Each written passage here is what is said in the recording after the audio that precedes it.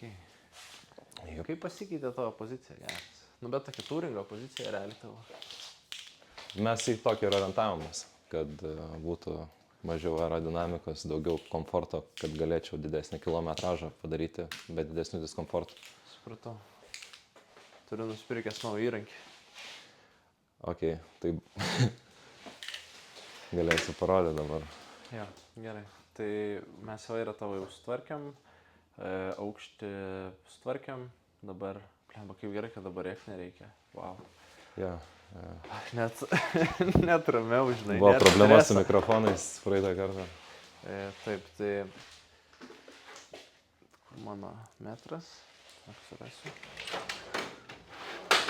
Taip, tai vairo aukštis tvarkiam, plotis tvarkiam, atstumas tvarkiam, liko tau sitpostą pakeisti, balnelio aukštį tokį pačią nustatyti. Tai tas sitpostas, kaip supratau, dar labiau Kad offsetas būtų pastarsma didesnis. offsetą dar Jo. keliais centimetrais. Kad perkeltų svorio centrą labiau atgal, kad daugiau amortizuotų tavo balnelis. Aišku, šitas balnelio stovas aliuminis, jisai daug amortizacijos neturi, bet vis tiek geriau negu nieko. Galima, sakykime, komplektuotis į kažkada ateityje, jeigu norėsi, ne? Važiuosi ir sakysi, kad, ne, vis dėlto ten užpakalis kenčia per daug. Ja. Tai tada galima dėti sitpostą tiesiog ant šitą rėmą ir jisai labai daug compliance pakeičia. Tai pavyzdžiui, kaip žmonės turi, tarkim, aerodinaminius dviračius, ne? Ja. Ir tenais būna sitpostai tipo aerodinamikai. Nors tenais oro srautas ten jau toks susimalęs būna tarp kojų, kad ten tas sitpostas jis daugiau estetinės reikšmės. Bet kas gaunas, kad tas aerodinaminis sitpostas jis toks kietas yra, ir tada dviratis labai daug compliance praranda. Nes beveik visi dviračiai, kur tipo važiuoja ir kad tipo, šitas patogus, šitas nepatogus. Iš sitposto ateina.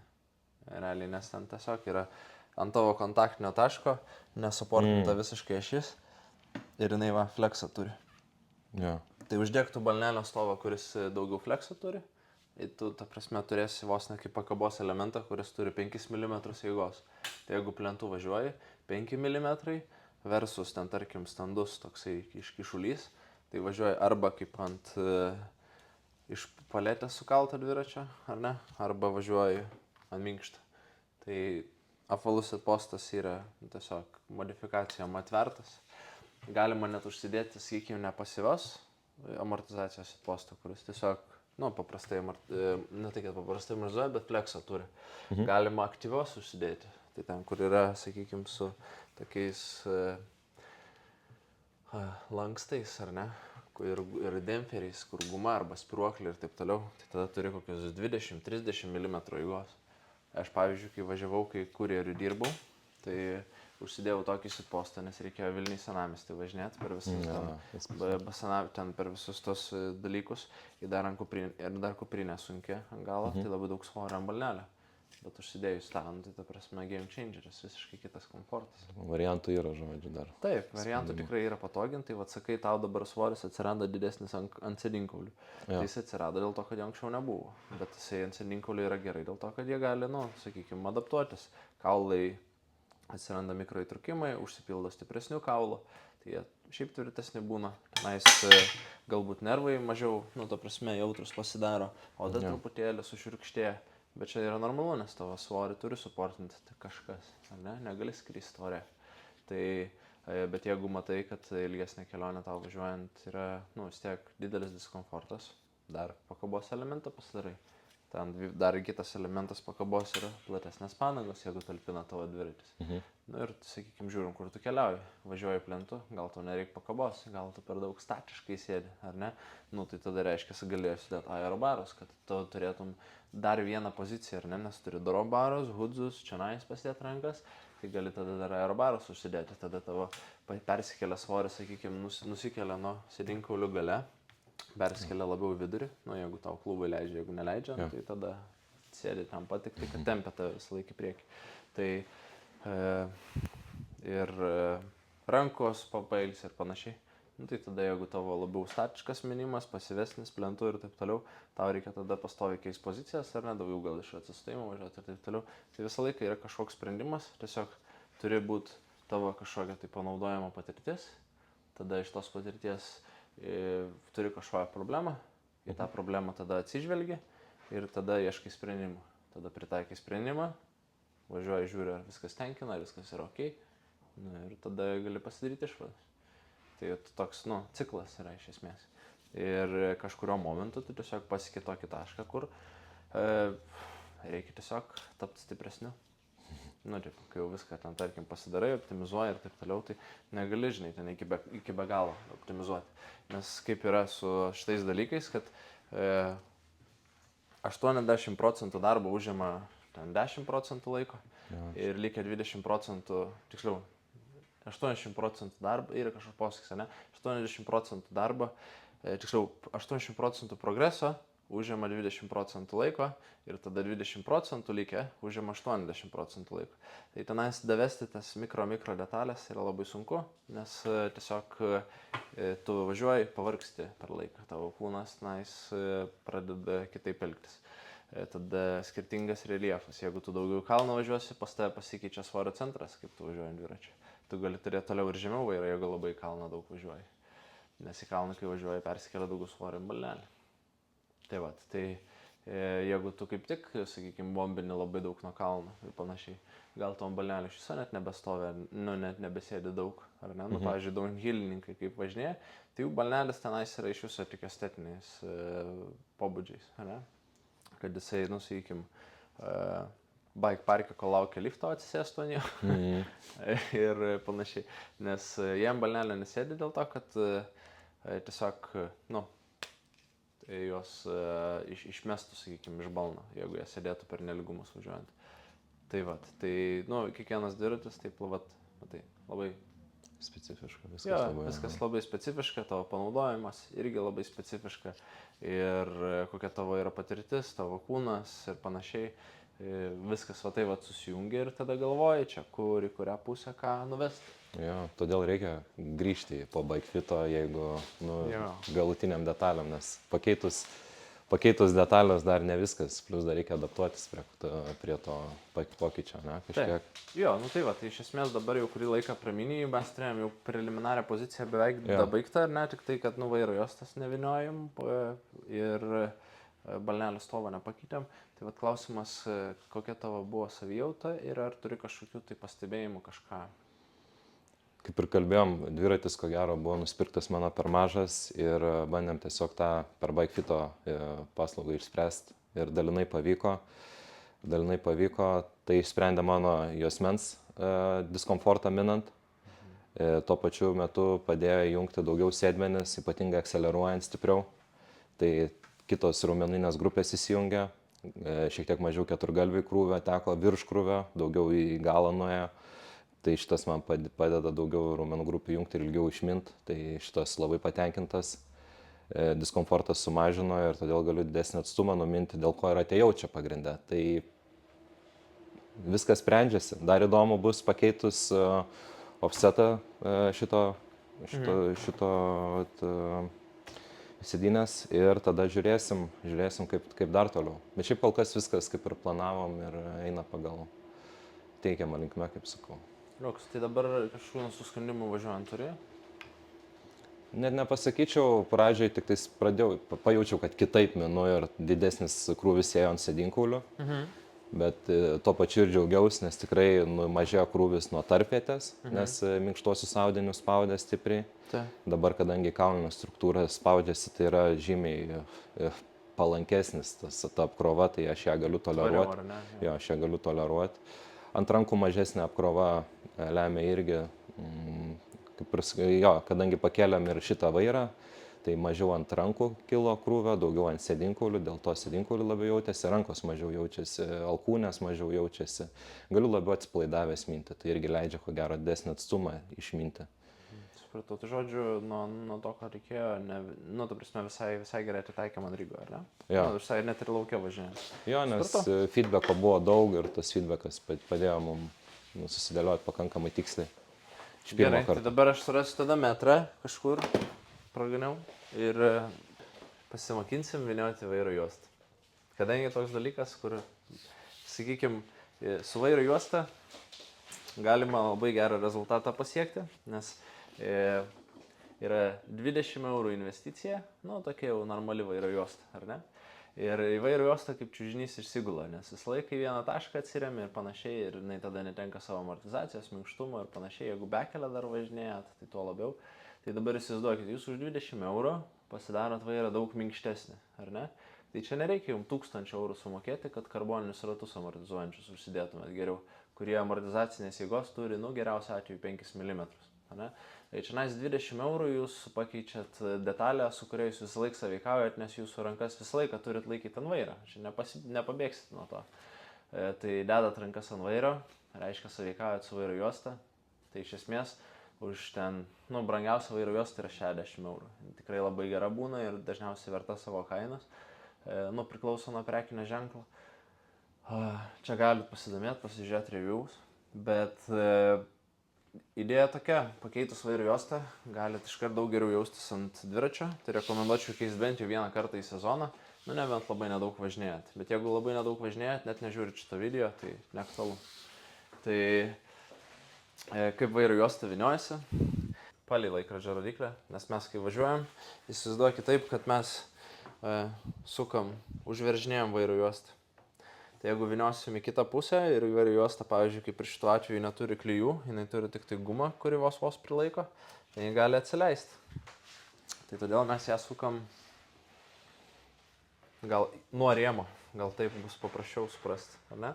Tai jums reikia kažkur tai surasti vidurį juostos ir pastatyti ties vairo viduriu ir tada padaryti pirmą apsukimą, belaikant tą vairo juostą iš kitos pusės, kad jinai įsitemptų. Ir dabar kokia yra logika. Tai vairo juostą apačioj turit vynioti kiek įmanoma tankiau. Kokia to priežastis? Kai apačioj pasidedat rankas, jūsų svorio centras persikelia į vairą, nes jūsų krūtinė nusileidžia žemiau. Daugiau svorio yra ant rankų. Viršuj jums reikia užvynioti tik tai tiek vairo juostos, kad užtektų užbaigti ir gražiai atrodytų. Nes kai viršuj pasidedat rankas, atvirkščiai persikelia jūsų svoris ant balnelio, ar ne? Tai kai vyniojat apačioj, stenkitės vynioti kiek įmanoma tankiau vairo juostą. Jeigu nusipirkot vairo juostą, kuri yra labai trumpa, jūs negalėsit ją tankiai užvynioti, iš esmės jau iš karto save setapinat netokiai patogiai vairo juostai. Tai žiūrėkit, kad vairo juosta būtų bent jau, kaip minimum, 2,20 cm. Čia toks kaip yra standartas. Jeigu pas jūs yra, tarkim, labai siauras vairas, galima ir siauresnė, bet dažniausiai, jeigu jau vairo juosta perkant, jinai yra trumpesnė negu 2,20 m, tai reiškia, ant 20 cm bando gamintojas sutaupyti, kad išlaužt geresnį pelną, nu tai tada klausimas, ar ten iš viso gerai vairo juosta. Jeigu bando 20 cm vairo juostos iš jūsų nuvokti už tą pačią kainą, tai tada ką dar bando, kur dar bando sutaupyti pinigus. Tai vat. Ir vyniojant vairo juostą stenkitės išlaikyti visą laiką tolygų įtempimą. Čia gali atrodyti labai, nu, sakykime, paprasta pasakius, bet jinai vis įsitempinės ir vis atsileidinės. Tai jeigu neišlaikai vienodai įtempimo, jinai vietomis atrodys storesnė, kitomis vietomis bus plonesnė. Plus, jeigu labai stipriai įtempsit vairo juostą, jinai iš karto jau neteks pusę amortizacijos dėl to, kad tiesiog jinai yra išstempus. Tai ją reikia vynioti, sakykime, kiek įmanoma laisviau, bet ne taip laisvai, kad jinai kabėtų ore ir nebūtų vientisa. Tai iš esmės toks geras vairo juostos užvyniavimas yra toksai iš pajūtimo. Čia kai žiūrit receptus ir būna, pasako, ta prasme, nu, prieskonį įsidėkit palei skonį, bet jūs neturit skonio, tai ką daryti tada? Nėra jokios instrukcijos. Aš, pavyzdžiui, mėgstu tikslius receptus ir tada jau spręsti apie skonį jau kažkada, kai jau paragausiu to receptą. Tai va, tai su vairo juosta recepto nėra, nes yra skirtingos juostos. Yra tam tikros juostos, kurios yra žiauriai kietos, jas reikia labai įtempti, kad jos nebūtų, sakykime, raukšlėtos ant vairo. Rezultate jos gaunasi ir kietos pačios iš savęs, ir įtemptos, kad nėra, sakykime, jos minkštos. Tiksliau, įtemptos gaunasi tada neminkštos, nu ir pekla, kaip sakant, iš tokių vairo juostų. Tai stenkitės vairo juostą pasirinkti, nu, šitos gal nebandysiu dar ištampyti, kol neužvyniojau, bet toj pademonstruosiu, kas yra elastinga vairo juosta, kas yra nėra elastinga vairo juosta. Tai šituo atveju, kad ir kaip tankiai aš tarsi, sakykime, vynioju vairo juostą ir čia yra 44 vairas, kuris yra ganėtinai platus, mums vis tiek užtenka iki pat galo. Nu tai jeigu mums užtenka iki pat galo, mes galim padaryti kažkurias vietas tankiau, ar ne? Tai tada grįžtam truputėlį su vairo juosta atgal. Dar ką norėčiau pabrėžti, kad vairo juosta turėtų nesiliesti su rankinėlė beveik visais atvejais, todėl kad rankinėlės guma yra padaryta taip, kad apeitų aplinkui rankeną. Jeigu priviniosit vairo juostos ant rankenos, gausis taip, kad pakeisit rankinėlės formą ir vairo juosta iškels rankinėlį ten, kur jinai turėtų būti ir atsiras kažkiek karšti taškai ant rankinėlės. Tai va, tai kadangi yra dar čia toksai kampas, ant šito kampo dažnai žmonės mėgsta pasidėti rankas, tai mes ant to kampo truputėlį tankiau užviniosim ir toliau likusi darysim minimaliai tankiai. Tai vat matysis, koks yra rezultatas vairo juostos. Nu va, ir išnaudojam realiai iki pat galo visą vairo juostą. Tai jeigu iš arčiau pasižiūrėsim, labai tanku, ar ne? Galim net diametrą pamatuoti turbūt, bet nevargsim tai baisiai. Tada čia ar ne, yra iškarpa įdėta, kad nereiktų vynioti aštuonetuko. Tai va tokia va iškarpėlė, kad tiesiog uždengtų sidabrinį, labai gerai uždėjau. Vat. Tai va, kad uždengtų tą sidabrinį žieduką, kuris laiko ant vairo. Rekomenduoju įdėti tokias, o ne vynioti tenais labai tankiai tos juostelės ant rankinėlės, nes jeigu apvyniosit ant rankenos juostelę, gausis, pasikeis forma rankinėlės ir gali atsirasti karštų taškų ant jos. Tai vat, tai čia matom tankiai užvyniotą, ar ne? Tada žinom, kad liko vairo juostos, tai čia artesnės to užsisukimo, kur žmonės irgi mėgsta pasidėti rankas irgi tankiai. Ir tada viršutinė rankos pozicija jau nebėra to tankumo. Bet visur atrodo ganėtinai tolygiai, jeigu tik tai tarpus nekreipsi dėmesį. Tai taip jūs išnaudosit visą ruloną, kiek įmanoma efektyviau. Tai va, čia šitas dalykas, kurio nieks nepagauna. Nieks nepagauna, tai aš turiu omeny, aš matau labai dažnai, ar žmonės savarankiškai užsivinioja, arba ten bike shop, ar dar kažkas, kaip tiesiog gražiai prikirpt vairo juostą galiuką užbaigti, ar ne? Tai va, čia yra demonstracija. Tai čia jeigu atkreipsi dėmesį, vairas eina vienodo diametro visą laiką ir tada jis kažkada išplatėja ir čia matom išplatėjimą. Matosi per kamerą išplatėjimas? Matosi. Ar ne? Nu tai va, tai reiškia, kad čia jau vairo juosta lipa ant vairo truputėlį per daug. Tai mes tada atviniojam ir čia matom yra konusus. Pasižiūrim, kur vairo juosta dar išlaiko vienodą plotį. Tai jinai išlaiko daugmaž iki čia, ar ne? Tai mes tada su yla pasiemam. Tiesią liniją duriam pro juostą, čia gali būti bet kas, nebūtinai yla. Ir mes turim tada tašką, kur mes pradūrim, taip? Mes žinom, kad čia yra jau mūsų limitas. Vairo juostą mes laikom tada tą pačią trajektoriją, kurią vyniojam. Ir vėlgi, čia nėra jokio kažkokio stebuklo, yra žiauriai paprasta, nereikia kažkaip tenais kreivai kirpti, ar ne? Tiesia absoliučiai linija, vat kaip žiūrit į vairą. Vairo juostą esat pasiėmę ir yra jūsų žyma. Tai kiaurai žymą kerpat, tiesią liniją link vairo. Nesuprantu, kodėl žmonės šitą pramisina taip stipriai, bet labai simplu iš tikrųjų. Tai va, tiesią liniją, juostą to pačiu kampu kaip vyniojat ir tiesią liniją. Ir tada užvyniojat vėl vairo juostą. Ir va, gaunasi viskas tuo pačiu diametru, su labai lygiu užbaigimu, taip? Taip, čia, ta prasme, atrodo tiek nedaug reikia, kad taip gražiai atrodytų. Tada, kai izoliaciją vyniojat, kad drėgmė nesikauptų, truputėlį paliekat izoliacijos overlapą. Tai va, čia labai gerai matysis, kaip izoliacija, kai jūs įtempėt, jinai apjuosia vairo juostą pačiam kraštelį. Tai va, iš kitos pusės matysis. Ir tada, jeigu diametras kažkiek dar skiriasi vairą, tai tiesiog truputėlį daugiau įtempėt vairo juostą. Tai va, iš tos pusės galbūt prisizumins. Va čia va. Truputėlį overlapina vairo juostą, kad susijungtų su vairu, bet ne per daug. Jums nereikia užvynioti kaip, nežinau, kaip kaip dešrelės iki pat galo ir dar privaryti. Jis laikysis pati iš savęs. Jūs jeigu ją teisingai įtempėt ir, ta prasme, gražiai užžiniavot, skyrėt laiko geram tolygiam įtempimui ir gražų užbaigimą padarėt ir užžiniavot porą apsukimų izoliacijos, viskas, jinai laikys, tu visą jinai neiššoks. Tai tada lieka užkišti šitą.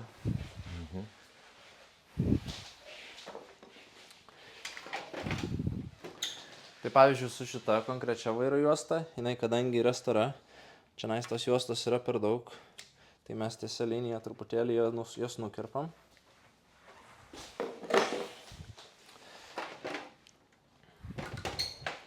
Ir tada plagas, kuris įsistato, jisai yra per platus. Jeigu jisai labai sunkiai lenda, reiškia, į vairo juostą išstuminės per laiką, nes jinai yra minkšta.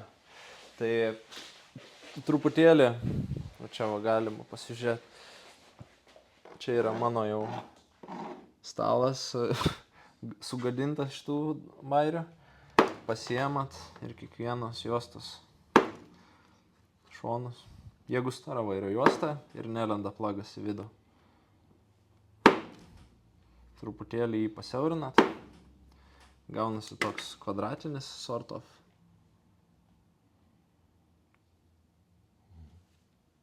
Ir galima tada sukišti visą vairo juostą į vidų, kiek jos yra.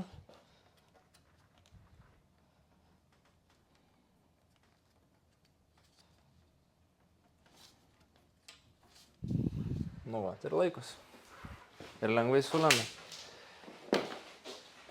Tada pasiemat įlos kitą pusę, nes matot, plagas jau išlindinėja, nes minkšta vairo juosta yra, tarpas darosi. Tai jums reikia, kad ta spiruoklė, kuriame yra tam plage, įlystų stipriau daugiau ir kad jinai, nežinau, kaip kamštis, kad suveiktų, nežinau kaip pasakyti. Tai reikia įkišti truputėlį stipriau ir jau kažkada vėl išmeta, tai tada visą dar įkišti. Ir labai graži vairo juosta. Čia yra toks įrankis, aš vadinu jį vernierium, nes jį išrado vernierius. Tai išsimatuojat atstumą nuo vienos vairo išnašos. Ir kaip tą patį, ką mes darėm su yla, tą patį padarysim su vernieriais. Tai nuo vairo išnašos atsižymim, kur yra tas taškas. Padarome jame skylę. Ir tada vėl lygiai tuo pačiu principu. Matot, kiek vairo juostos liko? Visą vairo juostą išnaudojam ant vairo. Ten, kur įmanoma, ten padarėm tankiau. Ten, kur jos mažiau reikia tankios, padarėm mažiau tankiai, kad tik tai užbaigtume iki pat galo, kur reikia.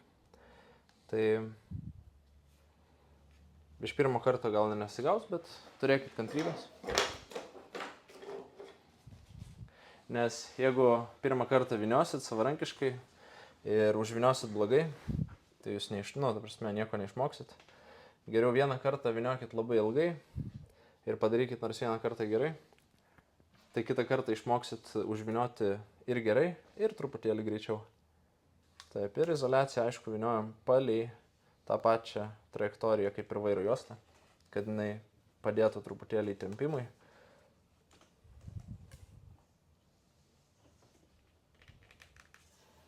Vyniojam izoliacijos tiek pat, kiek ir kitoj pusėje. Nereikia jau vernierių išmatuoti, koks tenais jos yra plotis. Bet mano logika yra tokia. Jeigu pasidarė čia gražiai vairo juostą su vienodais tarpais, čia yra toks dalykas, kurį visą laiką matot prieš savo akis. Iš esmės. Tai jeigu pasidarysit gražiai, visą laiką atsėsit ant dviračio, bus malonu.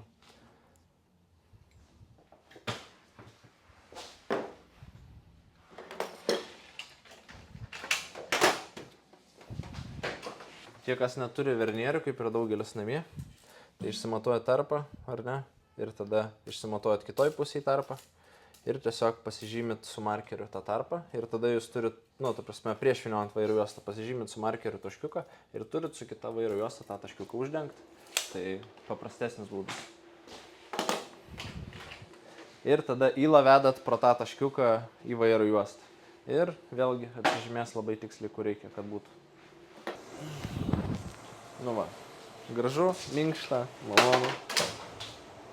Pažiūrėjom, va, čia pačiupinėkam, kiek jinai stora.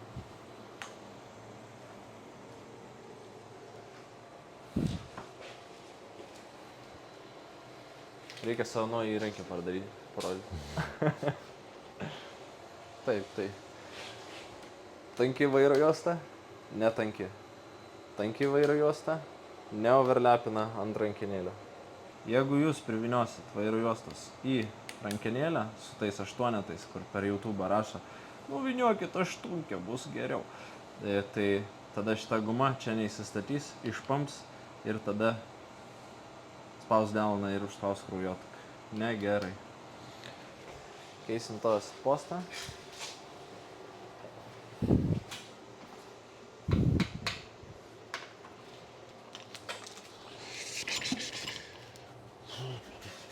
Gali gal papasakoti apie šitą, nes kai kam čia tik vamzdis jungiantis prie sėdynės ir nėra skirtumo, atrodo. Gal mažiau žiūrintiem žiūrovam. Būna įvairių tvirtinimų, kartais tvirtinimas, kaip tvirtinasi balnelis, riboja, kiek galima nustatyti balnelio kampą. Jis yra padarytas su tokiais ranteliais. Ir tie ranteliai leidžia padaryti balnelio kampą tik tai tokį, kokį leidžia.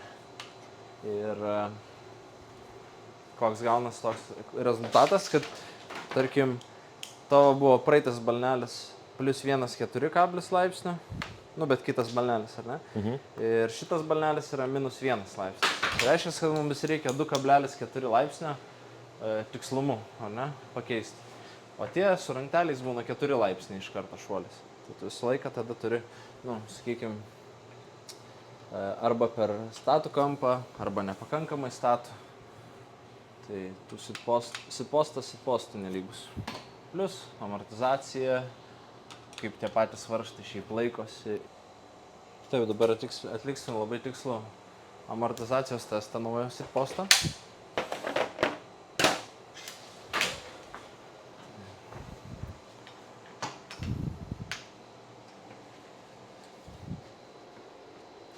Daugiau amortizuoja negu anas? Ar ne? Atrodo, kad taip, nes... Biški daugiau, ne? Jo. Šiaip gali net matyti, kaip ir tavo, nu, rėmas linksta. Bet ties šitą vietą, ar ne? Tai va, tai dar galima dar minkštesnį. Nes čia kietas. Čia kaip akmuo skaitas, palyginus. Kažkiek rėmas, ne? Jis totalinis turėtų minkštesnis, ar kaip, ar ne? Nežinau, negaliu atsakyti, bet kaip per visokius, nežinau, dviračių kanalus, kaip apie rėmą pašneka, tai tipo maždaug labai abstrakčiai ir taip subjektyviai ir anekdotiškai nieks nepaanalizuoja, sakykim, ta prasme, koks titanas, nes titanas titanui nelygus, nes čionais yra ne titanas, čionais yra titano lydinys. Tai koks titano lydinys, kokia ypatybė, kodėl naudoja vieną lydinį, su kurį lengviau yra suvirint, kurį yra prašiau suvirint, su kuriuo vamzdžius galima truputėlį lankstyti lengviau, su kuriuo ne. Gal yra gamintojai, kurie gali nukirpti kampus ir panašiai. Tokios analizės nelabai kur mačiau, nieko negaliu pasakyti, nes būna nupirk titaninį, turėsi amžinai rėmą. Čia jisai niekados tau nesulūš, nesurūdys ir panašiai, ir jis dar labai patogus ir labai standus, nu žodžiu, vilas pilnas paketas. Nu tai va, bet kitų dalykų tai nežinau apie titaną. Manau, kad ir kaip pats pirkai irgi prieėjai prie to, ar ne? Niekad nesurūdys, neužmušamas, ar ne? Jo, kadangi gravelis yra dar kelioninis, toks norėtus, atrodo, numetė ant žemės, išeini kažkur per smėlį, dar kažką, nu ta prasme, kad nekreipdėmės. Jo. Bet yra niuansų. Tai va klausimas, kiek ten tos realybės. Ja. Tai va, tai dabar dviratis yra toj pozicijoje, kur turi būti. Palei tavo koordinatės. Nuvalysim tepalą nuo spalnelio.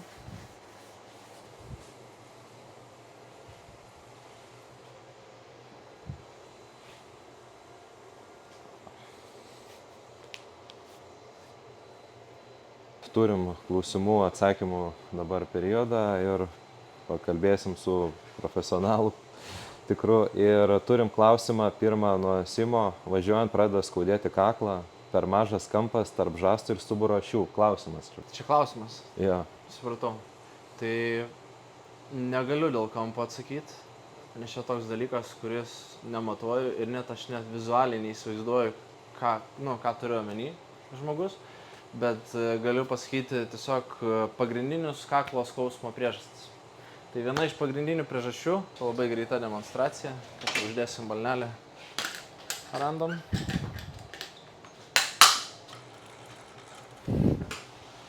Gerai, sėsta ant rygo. Ne, min nereikia. Tai iš esmės mes norim visą laiką, kad būtų riešo trajektorija tiesi, atsipalaidavę čia, nusileidę pečiai, ar ne? Tai jeigu rankinėlių kampas žiūri žemyn, ar ne, tai jisai kelia pečius, ar ne, jeigu mes norim tos pačios trajektorijos, pakeltas į viršų, leidžia. Tai va, tokia paprasta idėja. Tai ką ir rekomenduočiau, nes dažniausiai kuom susiję. Tai arba per daug svorio yra ant vairo ir tada viską perima sprandas, arba bloga rankinėlių padėtis. Tai jeigu rankinėlių padėtis jau matosi ant savo dviračio, kad yra bloga, realiai nuo to reikėtų pradėti, nes yra toks kaip usual suspect. Tai reikėtų, dabar gali nulipti, parodysiu. Ar ne? Tai jeigu rankinėlės žiūri žemyn, tai automatiškai kelia pečius į viršų, turėtų žiūrėti tiesiai arba su lengvu kampu į viršų, tada natūralesnė bus trajektorija. Aišku. Turbūt atsakėm, ne, tokio praktinė net pusė. Sekantis klausimas būtų, ar dviratį prie žmogaus, ar žmogų prie dviračio. Bikefitas ir yra tokia idėja, kaip dabar mūsų dabartinė visuomenė mėgsta. Nežinau, kaip lietuviškai pasakyti, bet instant gratification, ar ne? Tai Spotify playlistą paspaudžiat, groja atlikėjas iš ten Uzbekistano, kitą norit užleisti iš Amerikos. Viskas labai instant veikia. Užsakyti per Voltą Boltą galite ir taip toliau. Su dviračiu kaip yra, jisai iš esmės nėra patogus įtaisas važiuoti. Ypač jeigu gravelis, neturit pakabos, o važiuojat į bekelę. Tai ir žmonės važiuoja tada nepatogiai ir priprasti prie jo nenori ir adaptuotis ir stiprinti kūno irgi nenori. Tai Bikefitas yra labai geras sprendimas, todėl kad tada adaptuojam dviratį prie kūno. Bet tada yra kitas niuansas, kad važiuojant kūnas pavargsta ir tą adaptaciją labai sunku nuspėti, kokie turėtų būti nuovargio rėžiai palei žmogų, kaip jisai, sakykime, galbūt pakeis savo sėdėseną laikui bėgant, ar atsiras kažkokios naujos kompensacijos. Tos dalykus sunku nuspėti, nes jeigu atkreipsit dėmesį, kaip atrodo dviračio forma, tai yra 2 trikampiai ir 3 kontaktiniai taškai, kurie yra ganėtinai maži. O visas svoris, sakykime, laiko. Tai jeigu žmogus, sakykime, mina silpnai, reiškia nedaug svorio ant pedalų, daug svorio ant balnelio ir ant vairo. Tai tada Bikefitas tampa dar labiau komplikuotesnis. Tai jeigu taip padaryti iš to išvadas, tai su bendru fiziniu ir šiaip savo kūno labiau supratimu galit tikrai pasiekti geresnių rezultatų. Bet dviračio pritaikymas, net jeigu jūs ir nenorit, sakykime, nieko keisti ant dviračio, nenorit per daug investuoti, galima atvykti bent jau į konsultaciją, tada galima pašnekėti apie tai, kaip turit save laikyti ant dviračio, kad išvengti, sakykime, būdų, kaip kūnas adaptuojasi ir prisitaiko prie jam netinkančio kažkokio tai dalyko. Nes iš esmės, jeigu jūs važiuojat ir, tarkim, kaip praeitam klausimui, skauda kaklą, tai galima arba adaptuotis ir sustiprinti kaklą ir su milžiniška trapecija būtų užsikačialinusi, nes visą svorį laiko, ar ne? Tai arba galima adaptuotis truputėlį kitaip, save prižiūrint savo laikyseną ir panašiai. Ir tada žiūrint, ko trūksta ant dviračio, kad kas jums maišo tą padaryti. Tai toks dviejopas. Reikia ir to balansą kažkokį. Bet su Bikefitu galima labai greitų rezultatų pasiekti komforto atžvilgiu. Prasme, atėjot, išėjot, kitaip jaučias dviratis, tai jo. Supratau. Turim dar vieną klausimą apie įtrūkusį meniską iš vidinės pusės, teigia, kad stabilu. Nori klipsų, tai aš pašnekėsiu apie meniską, o tu apie savo pusės apie klipsus. Meniskas gerina sąnario kongruentiškumą, tai yra, kad ta pusiausvyrą tarp šlaunikaulių ir blauzikaulių būtų išlaikoma stabilesnė ir mažiau krūvio. Meniskui plyšus tos struktūros dyla labiau esančios aplinkui, todėl, kaip sakant, ilgalaikį perspektyvoje gali šiek tiek tą sąnario artrozę paūmėti. Bet nėra ką daryti, jeigu jis yra įplyšęs jau senai, tai operacija dažniausiai nėra taikoma, jeigu tai yra neseniai padarytas dalykas, tai ir kraujagysliniai zonai, tai yra, kur meniskas turi gal išvystytą kraujo tekėjimą, tai tada pasitarus su ortopedų traumatologu galima jį susiūti. O šiaip tai tada apie klipsus galima pašnekėti, ar ne?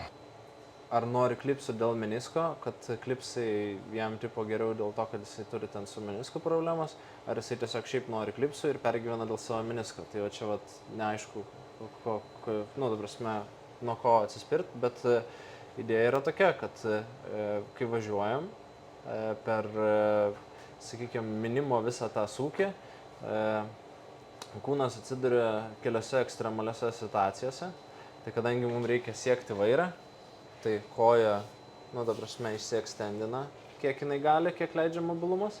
Ir kadangi sukasi pedalai, tai jinai būna ir sutraukta šituo atžvilgiu. Tai nuo to kartais priklauso nuo žmonių, nuo klubų mobilumo, nuo šiaip mobilumo, kad jie turi trekinti kelią įvairiom trajektorijom. Ir nuo raumenų balanso priklauso, kaip perduos jėgą. Tai kartais žmonės vyksta plėšimo jėga per kelį ir tai kaip tik žaloja meniską. Su plokštelėm galima pasukti koją, kad, sakykime, jinai būtų visą laiką vienoj pozicijai. Be plokštelių galima pačiam pasukti koją, kad jinai būtų toj pozicijai ir kad kelias būtų stabilesniai pozicijai. Tai dalykas toks, kad su plokštelėm, kai ta pozicija yra įfiksuota, tu jos negali pakeisti. Su pedalais tą poziciją gali keisti ir lankščiai, reikia tiesiog žinoti, kokioje pozicijoje tavo koja turi būti, kad būtų viskas ok. Tai su plokštelė yra niuansas, kad daugiau stabilumo yra ant dviračio. Tas pats niuansas galioja, kad yra daugiau stabilumo ant dviračio, reiškia, yra mažiau erdvės judėti. Tai yra ir pliusų, ir minusų. Jeigu trumpi atstumai, tai klipsai yra ok. Jeigu norisi ilgus važiuoti atstumus, keliauti ir panašiai, tai geriau su paprastais pedalais, nes su paprastais pedalais visą laiką galima pakeisti kojos poziciją ir atrasti savo tinkamą. Su klipsais, kokioje esi, tokioje esi daugmaž įstrigęs ir jeigu nežinai, ką su plokštelė daryti, kad tą poziciją manipuliuoti, gali būti problema. Jeigu, tarkim, balnelis per aukštas, irgi gali būti problema su klipsais. Tai, žodžiu, su klipsais tiesiog yra daugiau niuansų, reikia daugiau tikslumo, nes yra įfiksuota pozicija. Ir ypač tokiu atveju. Be klipsų, su paprastais pedalais galima lankščiai pasirinkti pedalo poziciją. Tai kai yra balnelis per aukštai ar per žemai, galima pakeisti pėdos poziciją ant pedalo ir pasitaisyti balnelio aukštį. Tai daug paprasčiau tokiu atveju. Kaip žinoti tikslų atstumą tarp balnelio ir vairo, kad pasidaryti namuose viską, ar iš vis nepasidaro? Tai turi pajausti, nes kaip ir dviračio pritaikėme, mes turim, sakykime, rigą, tai rigas tiesiog paprastina procesą. Ir atstumas tarp balnelio ir vairo priklauso nuo žmogaus galimybių ribų. Tai vienas žmogus gali važiuoti ant labai toli vairą ir ant labai arti. Dalykas toks, kad vairas niekados negali būti per arti ir per aukštai, bet jis gali būti per toli ir per žemai. Tai jeigu yra, sakykime, simptomai, juosmeniniai dalykai, skauda juosmenį, skauda kaklą, skauda rankas, nestabilu ant balnelio, tikėtina, kad yra per toli, per žemai vairas. Artinti ir aukštinti visą laiką bus į naudą komforto atžvilgiu, tolinti ir žemint, kad tai padarytų dviratį patogesniu, tai ne. Tiesiog jeigu yra aukščiau ir arčiau vairas, tada reikia akomponuoti naujam dubens kampui naują balnelio kampą. Ir tada bus stabilu. Tai jeigu būtų toli ir žemai vairas patogu, tai Olandijoje močiutės važiuotų ne ant tokių dviračių, o ant lenktyninių dviračių va. Bet taip nėra, nes ir vaikas, ir močiutė gali važiuoti ant olandiško dviračio stačiai, nes tiesiog paprastai yra sėdėsena. Ir vairas yra, realiai beveik su balnelio atstumu, nes turi išlenkimus tuos. Tai tiesiog, kai yra toliau ir žemiau vairas, tada atsiranda kiti benefitai, kad ten, tarkim, svorio centras kitas yra, valdymas truputėlį kitoks ir kiti, sakykime, niuansai, dėl kurių galima norėti toli ir žemai vairą, aerodinamika ir panašiai. Bet jeigu pagrindinis principas, kurio, sakykime, vadovaujasi pasirinkdamas atstumą vairo ir aukštį, yra tvarumas ir kad būtų pakankamai patogu palei savo naudojimą, tai siūlyčiau žiūrėti, kiek aukštai jo norisi ir kiek arti jo norisi. Labai paprastas galėtų būti būdas, jeigu rygo nėra, nuvažiuoti į sporto salę, kur yra treniruokliai, ant jų yra labai daug reguliavimo, išsirinkti treniruoklį, kuris turi didžiausią reguliavimą, pasidaryti balnelio ir vairo atstumą ir aukštį tokį, koks jaučiasi, kad tau yra patogiausias, ar ne? Ta prasme, kad pasiskirsto tolygiai svoris, kad nejauti, kad reikia stumtis nuo vairo ir panašiai. Išsimatuoti preliminariai ir tada žiūrėti, ką ant savo dviračio pristaikyti. Ar tai yra namų sąlygom? Nežinau, aš namų sąlygom nedarau, tai negaliu, sakykime, įsivaizduoti, kas yra paprasta, ar ne? Nes tam, kad viskas būtų paprasta, yra toks rigas. Tas rigas nekainuoja pigiai, bet tokia ir speciali paslauga, ar ne? Tai namų sąlygom, kaip tiksliai išsirink svorį, mano tokia rekomendacija būtų gal. Gerai. Kokiais atvejais vyrams reikia platesnio balnelio? Jei dubens kaulų plotis nesvarbus, kaip buvo minėta anksčiau. Taip. Tai pas vyrus dubens kaulų plotis varijuoja daug mažiau. Aišku, yra outlierių. Kaip pasirinkti tinkamą plotį? Bandyti balnelius, aišku. Iš esmės, tikslas turėtų būti, jeigu minat daugiau negu 1 valandą, tai reiškia, kad padarysit daug pedalo sūkių. Jeigu jūsų yra didelis balnelio aukštis, išsitęsia daug koja, reiškia, kad koja remsis į balnelį. Reiškia, norėsis balnelio, sakykime, siauresnė. Tai tikslas yra sportui, hobiui, kai virš valandos trukmės važinėjat, pasirinkti balnelį, kuris yra kiek įmanoma siauresnis, kad jisai mažiau maišytųsi tarp kojų, bet dar būtų pakankamai patogus. Kaip tai padaryti? Aišku, tai reikėtų testuoti, sakykime, išsimatavus tiesiog sėdinkaulius. Jeigu, pavyzdžiui, pavyzdys, yra mobilus žmogus, turi gerą dubens mobilumą, gerai išsitęsia koją, nori aukštai minti su balneliu, kad geras jėgos perdavimas būtų, jam tada tas platus balnelis maišysis ir jisai ant jo net nekontaktuos. Pagrindė jo kontaktiniai taškai bus ties viduriu kažkur, tai prasme link siaurėjančio tenais tos kaulo pozicijos. Tai yra labai daug kintamųjų. Sakykime, ar kaulai sėdinkauliai yra svarbu ar nesvarbu. Jie yra svarbu, bet tiesiog galbūt yra labai didelė emfazė rinkoje į sėdinkaulių plotį, kai jie sudaro labai, nedidelę reikšmę. Moterims yra svarbu, nes pas jas yra labai platus dažniausiai ir iš jų galima tada asesinti kokį, sakykime, balnelį, pasirinkti. Tai moterim irgi galioja tas pats, kas maišosi tarp kojų, ar ne, balnelis. Bet tada jau reikia žiūrėti irgi palei, kur yra vairo padėtis, koks yra balnelio aukštis ir panašiai. Ir parinkti balnelį, kuris nesimaišys tarp kojų, turės tolygiai spaudimo pasiskirstimą, neturės spaudimo ant minkštų audinių, gaktikaulio ir ten kraujotakos ir panašiai. Tai tiesiog, kur sako, teigia žmogus, jeigu sėdimieji kaulai nėra svarbu. Jie nėra viskas, gal taip reikėtų pasakyti. Jie yra svarbu, bet jie nėra viskas, kad kaulai, balnelis, visą laiką bus gerai. Tai taip nėra. Tiesiog tą reikėtų turėti omeny. Toliau, kaip atsirinkti tinkamą pločio vairą? Taip, pasirinkti tinkamą pločio vairą, tai visi vairo pločiai yra tinkami.